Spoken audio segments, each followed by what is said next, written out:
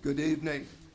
Welcome to the meeting of the Skokie Village Board for Monday, November the 4th, 2024. This evening, we will be led in the Pledge of Allegiance by our village clerk, Manal Desai. Please rise for the pledge. I pledge allegiance to the flag of the United States of America and to the republic for which it stands, one nation, under God, indivisible, with liberty and justice for all. The meeting will come to order, and the clerk will please call the roll. Trustee Setker? Here. Trustee Robinson? Here. Trustee Kuhn? Here. Trustee Johnson? Here. Trustee Pierce-Lovan is absent. Trustee Klein? Here. Mayor Van Dusen. Here, we have a quorum. Next item on the agenda is approval of the consent agenda for this evening's meeting. A motion is in order. Trustee Klein, seconded by Trustee Sutker. Is there anything on the consent agenda anybody wants removed? Yes. I just want to remove 8B, the Ethics Commission reappointment. Is there anything else? Yes. I was just going to add a correction to the minutes, or an addition to the minutes, if that's okay. Okay. Let's see, ordinance, it talked about the second reading. The bottom, the very bottom, it talks about the discussion of the village board, including the position of the clerk would be flat. It keeps going about the graffiti. Okay, so the graffiti, it says, how does the village handle these cases? Is there a police investigation, and is there any support grants for residents? I'd like to just add to mitigate the graffiti. That was just kind of So that would be a motion to amend the minutes for the meeting of Monday, October 21st, 2024. yes. Motion is in order, seconded by Trustee Kuhn. Thank you. Any other, okay, call the roll on the motion to amend the minutes. Trustee Setker? Aye. Trustee Robinson? Aye. Trustee Kuhn? Aye. Trustee Johnson? Aye. Trustee Klein? Mayor Van Dusen. Aye, the motion passes. This evening is one of the village's fun events, one of our celebrations of gardening and everything green and beautiful. And I'd like to introduce the chairman of our Beautification and Improvement Commission, who will be our MC this evening for the awards.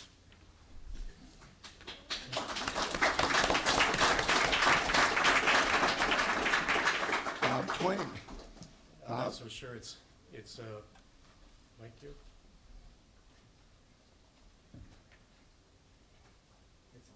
Can everybody hear me okay? Okay. I'm not so sure it's that fun, but we'll try and make it fun. So hello and good evening, everyone. It's that time of the year for the village and the Beautification and Improvement Commission to recognize and thank property owners who've gone above and beyond to beautify their property.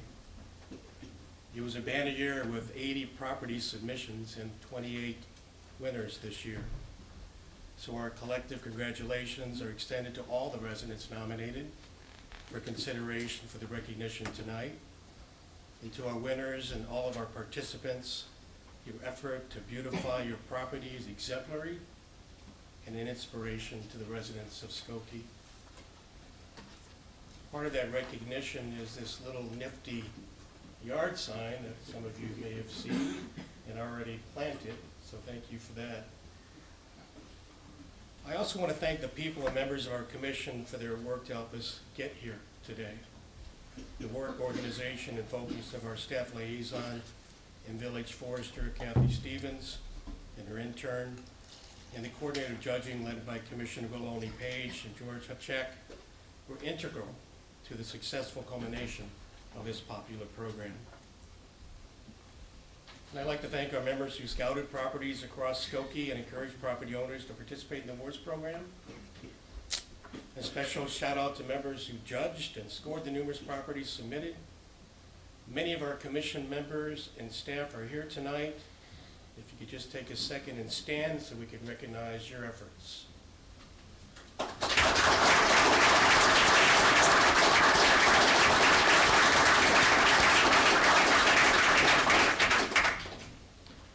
At this time, Valerie Schuman, Chair of our Subcommittee on New Initiatives, will give you a brief update on the Roots for Trees campaign, and Katie Dar will give you an update on a unique planting project completed by the Commission this fall.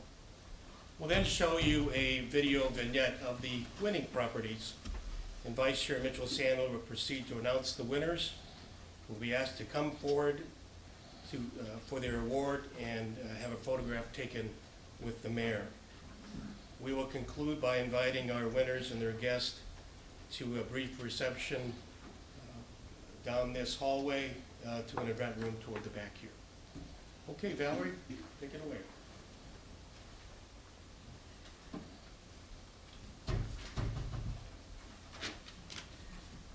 All right. We have been so excited to see the range of sustainable gardens that have been entered since we changed the awards a couple years ago. So thank you all for that. It's really been a lot of fun to see what's coming in. We've also started seeing some results from our tree canopy campaign. We announced last year that we were starting it, and now we're doing it. Forestry planted 485 trees last year, which is 30% above normal, and they are continuing to try to raise that every year as part of the sustainability project. And also, it's being helped out by some grant funding. So there's a grant kickoff event on November 18th. If you want to know more about that, ask Kathy. But in 2025, we'll also be reaching out to Skokie businesses, because now that we've got the grant funding, we need places to put the trees. So if you're a business with property and want a tree, let us know. And also, speaking of events, you probably saw commissioners out and about promoting tree planting at a lot of events this year. You saw us in the 4th of July parade, you saw us at the Festival of Cultures, just about anywhere, you know, we were somewhere, Arbor Day. And part of that promotion included a raffle. So if you planted a tree and entered the raffle, watch your mailbox, we'll be sending out the winner for that this week. And finally, we also modernized the Parkway tree request process. So you will find out, you can go online now and just click, click, click and ask for a tree. It's on the village website and also on our Linktree, and there's a QR code right up there. That helps streamline. We've got 90 requests for Parkway trees sitting in the queue. And our goal is to just stack that queue much higher. So we'll see a lot more promotion this year in 2025 for both Parkway and yard trees on people's property. But we're not stopping there. All right, thank you, Valerie, and thank you all so much for allowing us to present today. So the Beautification and Improvement Commission has been prioritizing attracting pollinators to Skokie over the last several years, and we intend to continue our efforts over the next several more. As many of you may know, native plant species attract native pollinators, which support a robust and diverse ecosystem. In 2024, the Commission planted a fully native garden bed at the intersection of Main and Lincoln, right over by the Niles Township building. Please walk by or drive by and check it out. You'll really start to see it flourishing over the next few years and bringing pollinators to it. In 2025, we intend to bring even more pollinator-rich initiatives by planting another native garden bed, as well as by connecting resident and village-sponsored pollinator gardens alike. Stay tuned by subscribing to the Village e-newsletter to see what the Commission is doing and how you can help support our pollinator friends this coming year. Thank you for your support and happy gardening.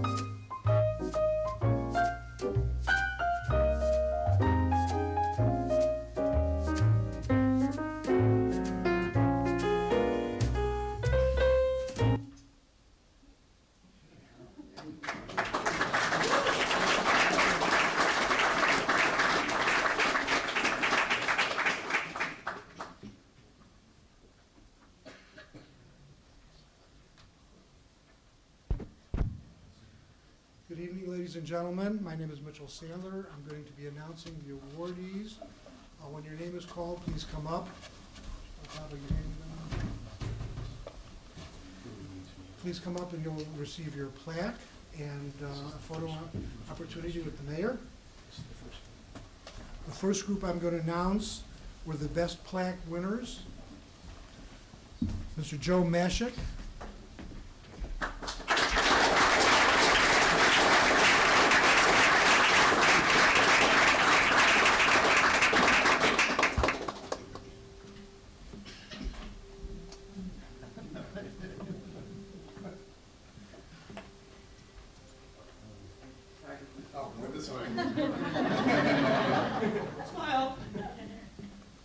Thank you. Do you want to come closer when you I got it. Aaron Maxon Lewis.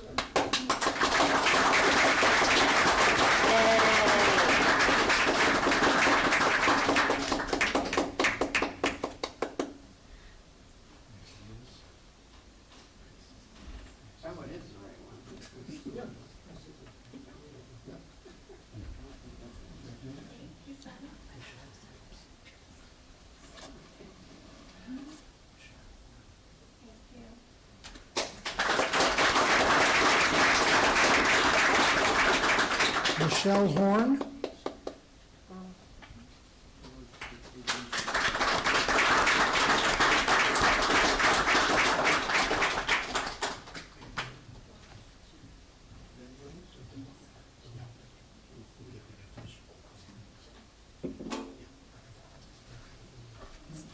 Patricia and Peter Godot.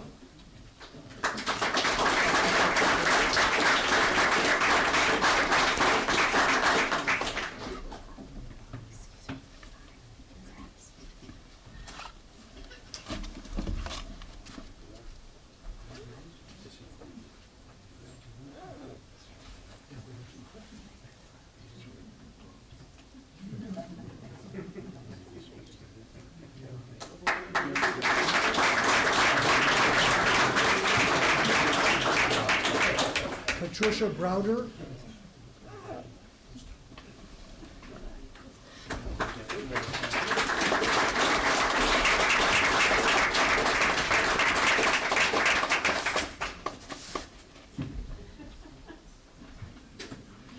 Shelley Pat and Andy Montgomery.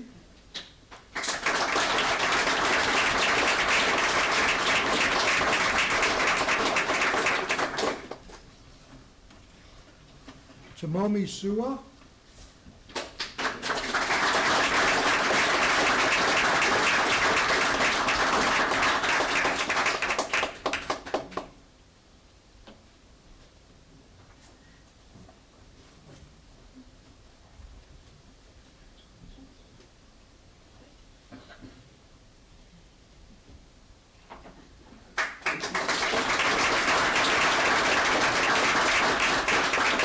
Mark and Sharon Cater.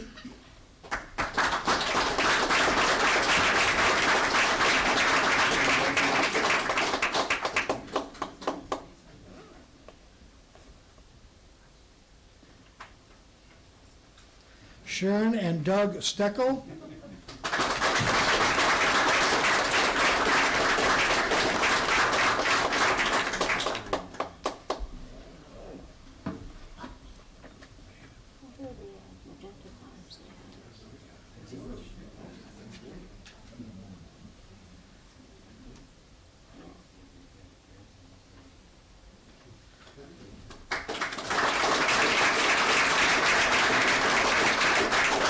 Representing Niles Township, Bonnie Agnosanti.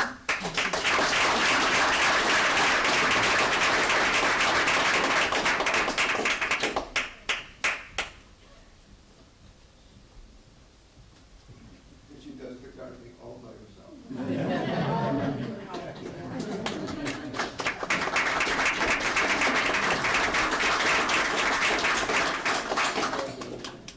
Juan Tamparillas and Meyer Diaz.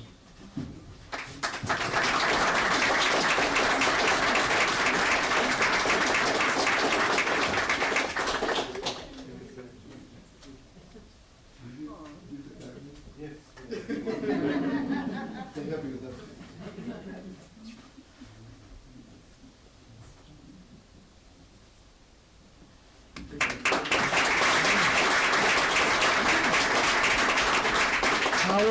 Hope Minsky.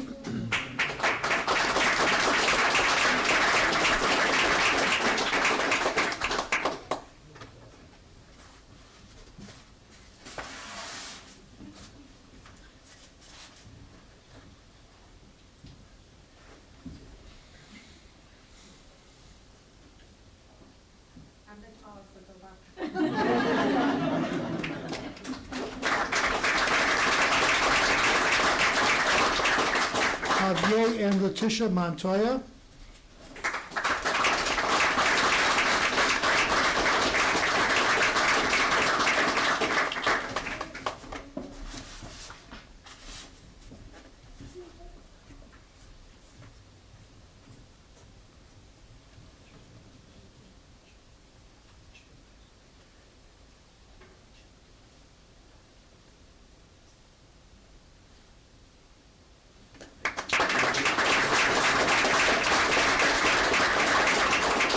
Chip and Sari Covington.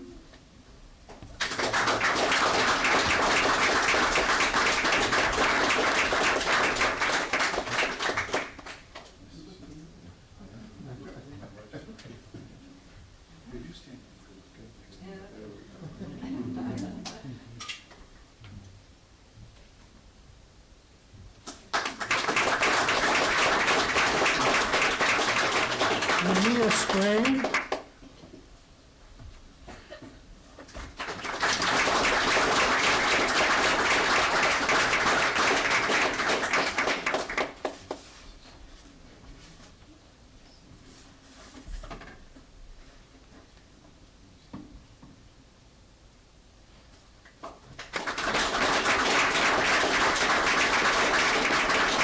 Catherine Larson and David Smalley.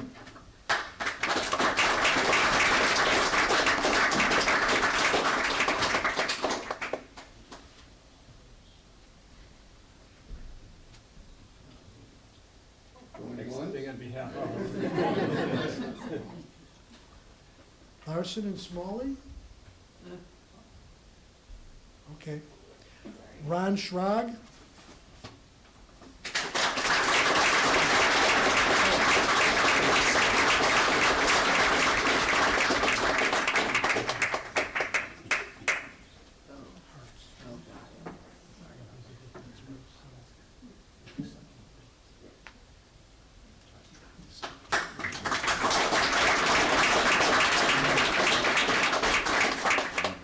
Adam and Elizabeth Davis.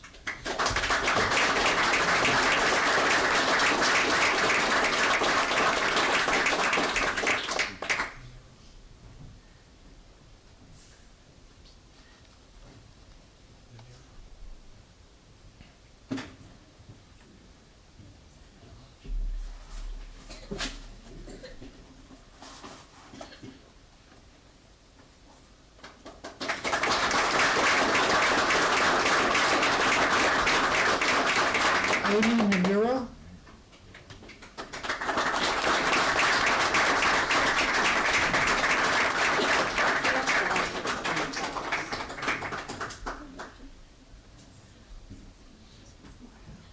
They're not home flowers? If any other award winners are here that I did not get a chance to check in, would you please come forward now?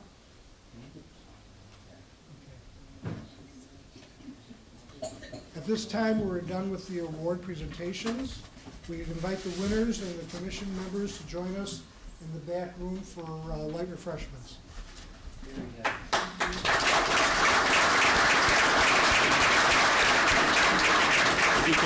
You can go around this hallway, out this We'll back take a door, short down this break in hallway, the we can exit this proceedings and door then right we here. can- So are they gonna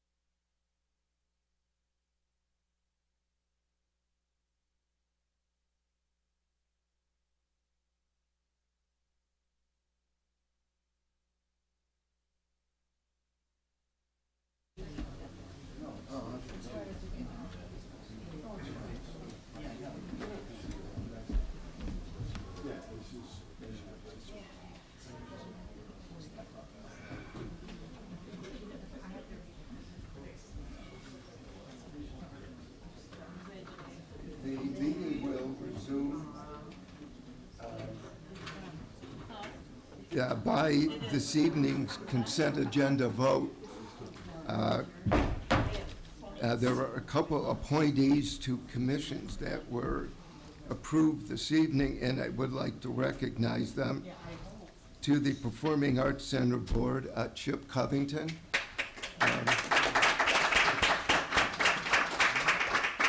You may recognize Chip. You saw him just a minute ago with his wife receiving a beautification award. And to the Telecommunications and Technology Commission, Michael Lambrecht is with us. I want to welcome both Chip and Michael to the commissions. The commissions perform an invaluable service for the village. They advise us on various issues. They also give us some ideas for legislation and for programming. And all of these together, all 15 or 16 commissions, represent a tapestry in the village. There isn't a part of the village that does not have a commission that works with them. So I want to thank both Chip and Michael for your willingness to participate and to lend us your expertise. And I can assure you that both of those commissions will put you to work very soon. So thank you very much for everything you've done. And you just saw this evening the kind of work that one of our commissions, in particular the Beautification and Improvement Commission, does. The work that goes into the presentation you saw this evening involves hours and hours of work on the part of the members of that commission. And as you can see from the professional presentation that they made this evening, the presentation itself takes a great deal of work. So we want to thank the Beautification Commission and also, as I say, Chip and Michael for lending us their expertise as volunteers as well. We have somewhere in the neighborhood of 225 to 250 people who volunteer their work on behalf of the village of Skokie. So thank you very much. I would ask for a motion to approve Jonathan Minkus as chairman of the Ethics Commission. A motion would be in order. Trustee Klein, seconded by Trustee Sucker. Trustee Johnson. I had removed this because I don't consent to this reappointment. Given the many problems we've had with the Ethics Commission in the past 4 years, I want to advocate for new leadership. So I'd like to move that we table this reappointment and request a new nomination. The motion fails for lack of a second. As an alternative motion, if the board believes that the current chair's leadership is adequate, then I move that we end the village's contract with KTJ attorney Jim Ferrolo, who is currently managing the Village Ethics Commission, and allow the current chair to manage the commission. Motion fails for lack of a second. Okay. If this board will be doing nothing to reform our Ethics Commission tonight, then I'll just be voting nay. Thank you. Call the roll, please. Trustee Sucker? Aye. Trustee Robinson? Aye. Trustee Kuhn? Aye. Trustee Johnson? Nay. Trustee Klein? Aye. Mayor Van Dusen? Aye, the motion passes. Next item on the agenda is report of our village manager, John Lockerbie. Thank you, Mayor Van Dusen and trustees, and good evening, everyone. Tonight, item A is regarding the 2024 property tax levy ordinance and property tax levy abatement. And this marks the 35th straight year that the tax levy will be the same amount at $15.4 million. I've asked Julian Prindy, our finance director, to provide a presentation regarding the proposed tax levy. Thank you, John. Good evening, Mayor and members of the board. I understand not everyone's as excited about the tax levy, so I'll try to keep this as brief as I can. Before you tonight are two ordinances for consideration combined in this presentation. The first one is the 2024 tax levy ordinance, and the second is the 2024 tax abatement ordinance. both of which are in front of you for first reading and will be coming up on November 18th for second reading and a vote.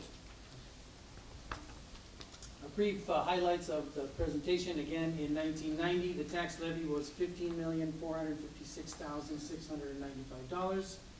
The following year, the board at the time adopted a 5-year property tax freeze, which has been extended thereafter. Was extended thereafter through this 2024 tax year.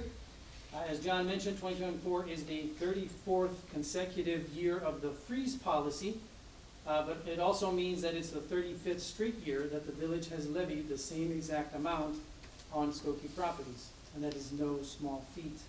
As presented, once again, the tax levy amounts to $15,456,695, which is the same amount as in 1990.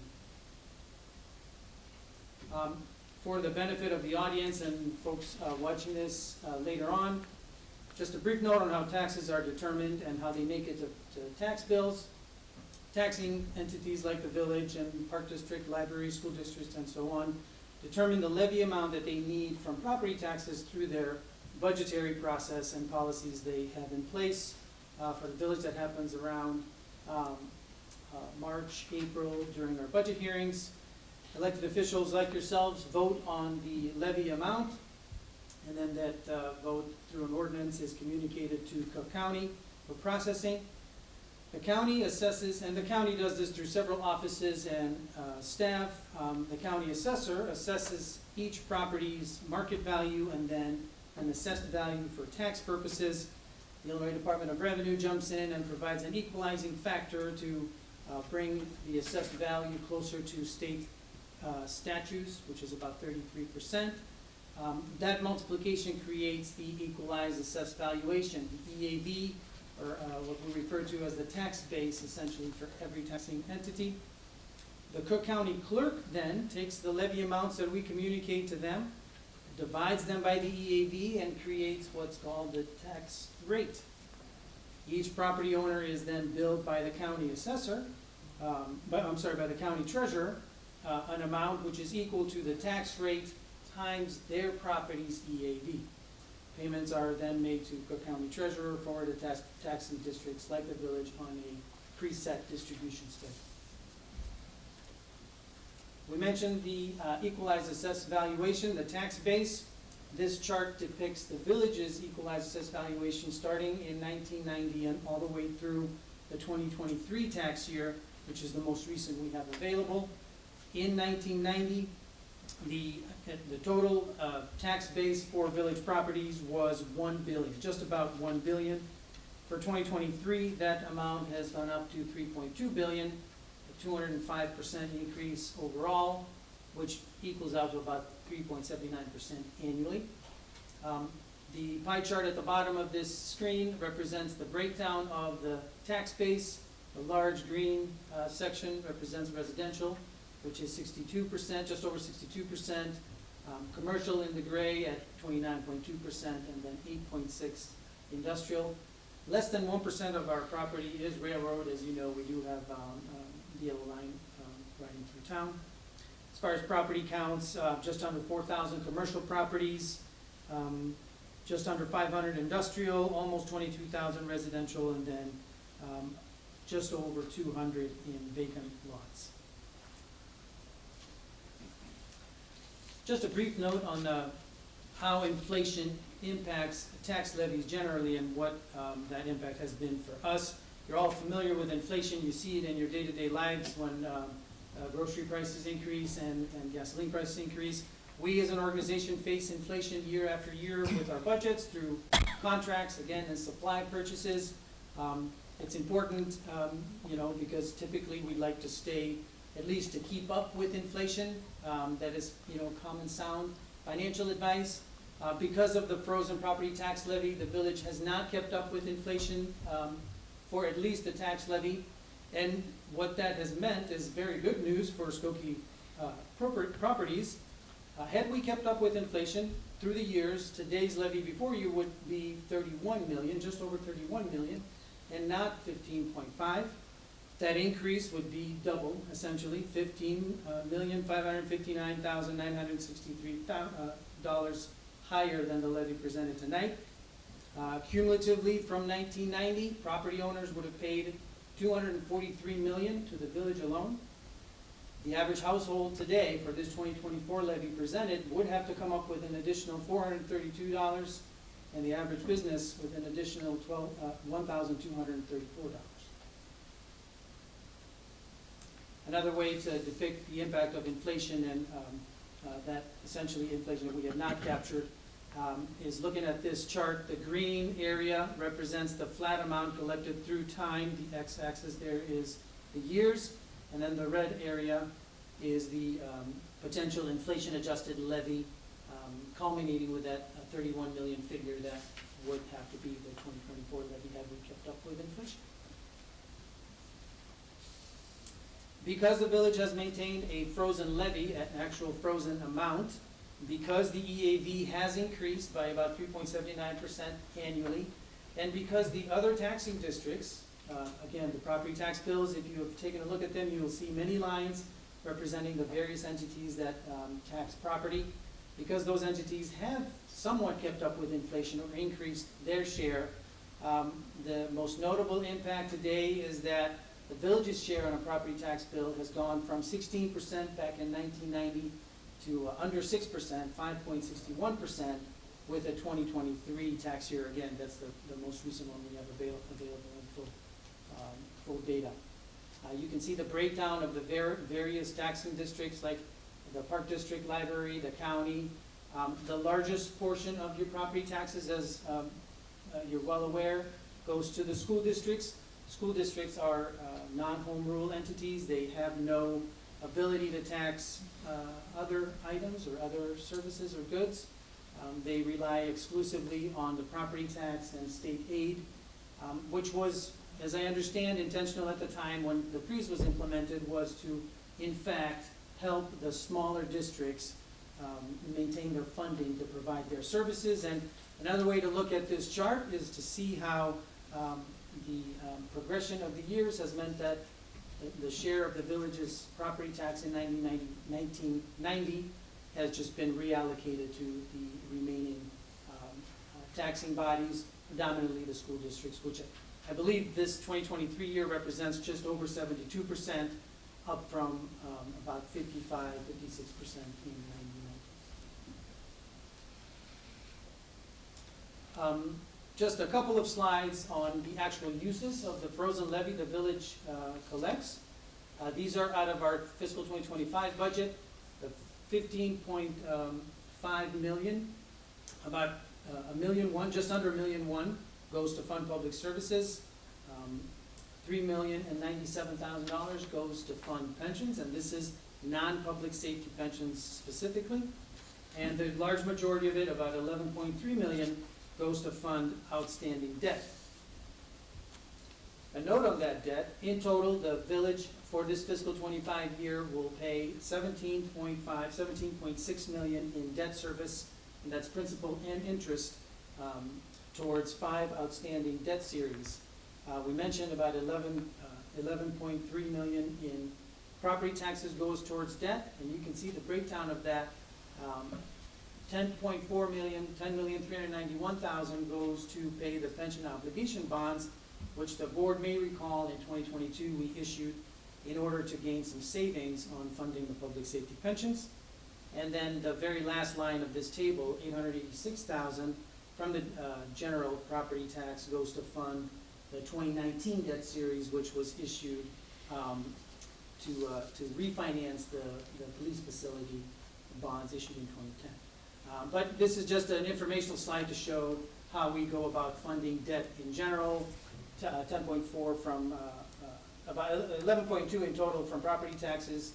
4.3 million comes from tax increment financing, and this is strictly for debt issued within those TIF districts to fund capital improvements in those TIFs. Telecom taxes of just under $820,000.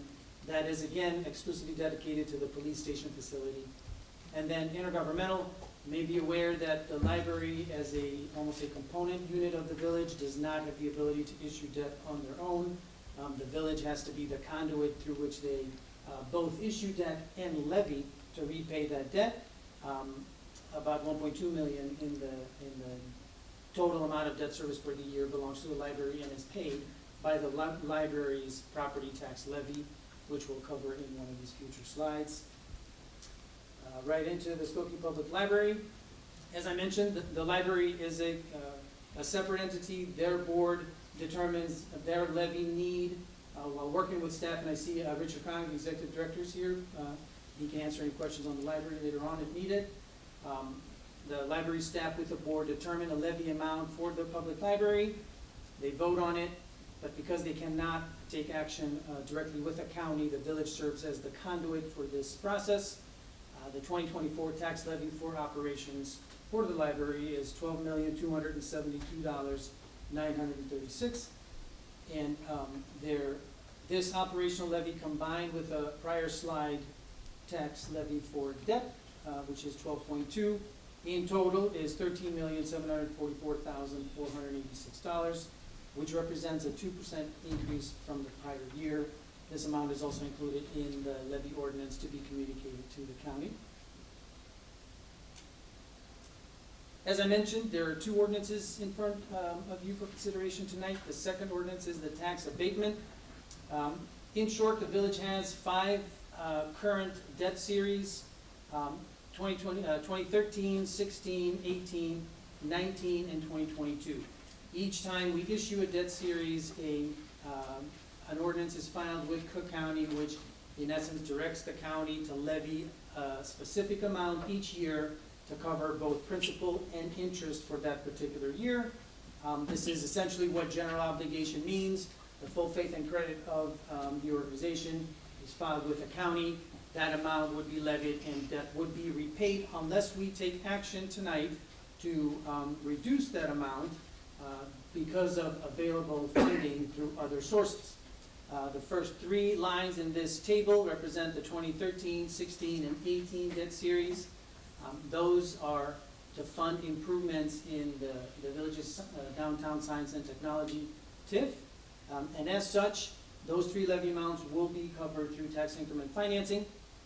Moving down to the 2019 general obligation bonds series, that comprises the refinancing of the Build America bonds for the police facility and new bonds issued in 2019 for the Skokie Public Library facility renovation. Of that amount, 1.7 belongs to the village, 1.2 to the library. The village will cover $820,000 of that through telecom taxes, leaving a net levy amount of $886,000. Skokie Public Library, we mentioned the debt ordinance calls for $1.2 million to be levied, and that amount will be passed on to the county. And finally, the 2022A series, the pension obligation bonds. As we mentioned, we will levy that full amount of $10,391,093 and change. The 2022, the last line, 2022 B series is again improvement, debt issue for improvements in the Oakton and Niles TIF to be repaid from tax increment financing. In sum, the total of column A, the amount to be levied, is $17.6 million. Of that amount, we are communicating to the county that just under $5.1 million, $5,093,000 is available through other funding sources. So the net amount in those debt ordinances that should be collected is $12,479,254. And without this action tonight, the county would essentially levy the entire $17.5 million. So that is why this action is necessary. Both of these ordinances, as I mentioned, will be up before you on November 18th for final vote and consideration. With that, I'll take any questions. Are there any comments or questions? Anybody? If not, oh, I'm sorry, Trustee Kuhn. Thank you very much. I had a number of questions which you answered throughout the presentation. I appreciate that. I did have one, and I don't know if you have that information with you. Given that we have kept our taxes the same for the last 35 years without adjusting for inflation. Can you speak a little bit in terms of where the village is making up for those additional revenue sources and what that breakdown looks like? So it would be difficult to do a dollar for dollar breakdown. I'm not sure even if we were not in a frozen tax levy, that we would have inflationarily increased the tax levy year after year. I can say today the predominant funding source of the general fund, the operating fund, is sales taxes. Mhm. And it has been our philosophy throughout time to push for development and redevelopment and move the tax burden for funding our services to folks that come and shop and enjoy and make use of our town. Property taxes, as you saw, fund about $1.1 million goes towards operations, and we're approaching $70 million in the general fund. So we have diversified our revenue sources. There are smaller, again, sales, experience-based taxes that move that tax burden to folks coming into the village. We have a much higher daytime population than residential population. So it's hard to do a dollar for dollar. I could look at it in a little more depth for you and get back to you, but I would say that the majority is economically driven taxes like sales and use tax and food and beverage and so. And the other distinction that you made is that the village is able to collect other forms of tax, whereas the schools do not, and so for that reason, that's why they are the highest percentage.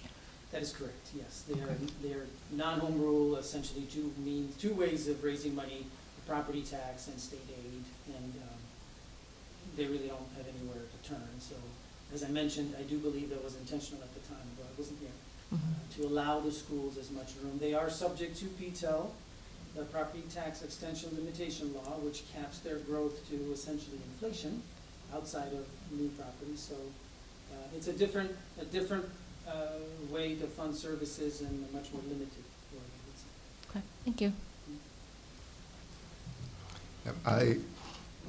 I was on the board at the time, and part of the reasoning was that we decided that we would benefit more from relying on the use taxes, as Julian said, principally the sales tax, and that increment would then give the schools, the park district, and the library that much more opportunity to increase their service to the village. We've always been very proud of our schools, our parks, and of course our library. They're renowned for their service, and I think the philosophy that we adopted, in fact, has contributed toward those units of government being able to give service to the village of Skokie. I think it's worked out well for us. It's not always been, everybody on the board has gone through the budgetary process. It is not easy to maintain the property tax levy. We twist ourselves into a pretzel every year trying to figure out how we meet our obligations and yet at the same time not break the cap on the property tax. But over time, going on 35 years now, we've managed to do it. And I think it's because we've been fiscally sound. And you can thank John, Nick, and Julian, and all of the others on the village staff for everything that they do to help us in that regard. Thank you. Thank you, Julian. Thank you. Item B on my agenda this evening was approved as part of tonight's consent agenda, and so that completes my report. Next item on the agenda is report of our Corporation Counsel, Michael Lorge. Thank you, Mayor, trustees. Good evening, everyone.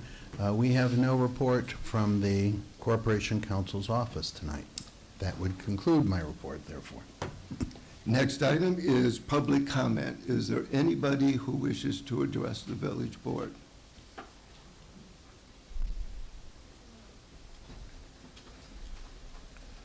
Mayor, while she's on her way, What? or maybe not. Oh, Okay. I was hoping just to get an update for the graffiti that we continue to see downtown. John? Sure. So there was several, I think there was 4 taggings by graffiti. And so immediately we gave informal notice, we followed up with formal notice, and then if the graffiti still was outstanding, then we have issued a ticket. One of the outstanding pieces of graffiti has been attempting to remove the graffiti, and so portions of it have been shaded over, but it's still in existence. And so we continue to work to get the graffiti removed. And then in addition to that, the police department has been investigating the crimes, and so they are making progress with their investigation and finding the culprit. So this is public or private Removal. buildings or structures? So there was one building that is owned by the village that had graffiti, and so we were able to remove that the same day, that Saturday that it was noticed. We removed it. The other building, another building was public, and that has been removed as well, a different taxing entity. And then the others are private, and one of the private is still outstanding at this point that has tried to get it removed, but had some difficulty with being successful in completely eliminating it. Thank you.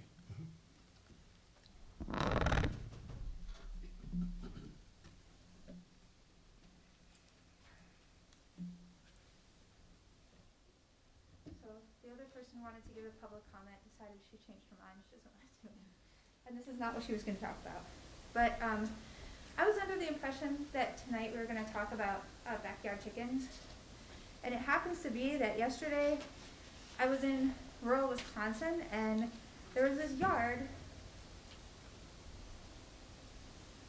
that had all these chickens.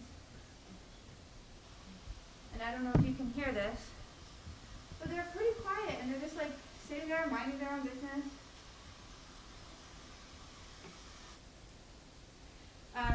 So as long as we don't have roosters, I don't see any reason not to have chickens. Roosters are very annoying, and they sit there and crow all day long.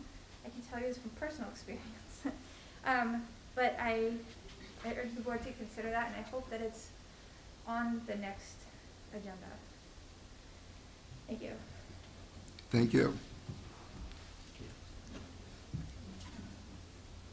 If there are no further comments, I'll speak from the public podium.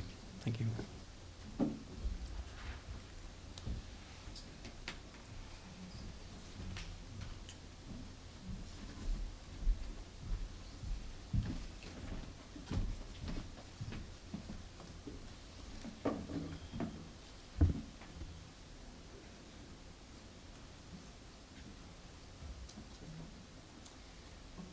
Good evening again, Mayor and Trustees. So for the 23rd meeting in a row, I'm speaking out in protest of the board's political hiring and political corruption involving village attorneys. If the board continues to oppose any of the moderate policy proposals that I and others have made, then I want to ask all of you again to please come forward with solutions of your own. Earlier tonight, you voted to reappoint the chair of Skoki's Ethics Commission, despite or perhaps because of the repeated failures of this commission to address the board's misappropriation of village attorneys. So I'd like to provide a brief overview of how the Ethics Commission has been used to cover up the board's ethics violations involving village attorneys. As you all know, in April 2021, I filed an ethics complaint about how elected officials had sent 2 village attorneys to bribe and threaten me when I was an independent candidate for office. The Ethics Commission reviewed and dismissed my complaint in a secret, completely unlawful meeting without any public notice or agenda or minutes. In August 2022, I filed another ethics complaint about how elected officials had used village attorneys to interfere in voter initiatives for electoral reform. And again, the Ethics Commission reviewed and dismissed my complaint in a secret, completely unlawful meeting without any public notice, agenda, or minutes. This is when the Illinois Attorney General's office intervened and forced the Ethics Commission to start complying with the Illinois Open Meetings Act. And this is also when the village hired a private attorney from the law firm Kleinthorpe & Jenkins to manage manage the commission. In April 2023, I filed an ethics complaint about how elected officials had misappropriated village attorneys to canvass against voter initiatives for electoral reform. The Ethics Commission reviewed and dismissed my complaint. This time in a legal meeting. And in August 2023, I filed a lengthy ethics complaint about how elected officials appoint and compensate village attorneys in consideration of their political campaign work for members of the village board. And this time the board used village funds to hire another private attorney to threaten me with a $5,000 fine. And the Ethics Commission refused to review my complaint at all.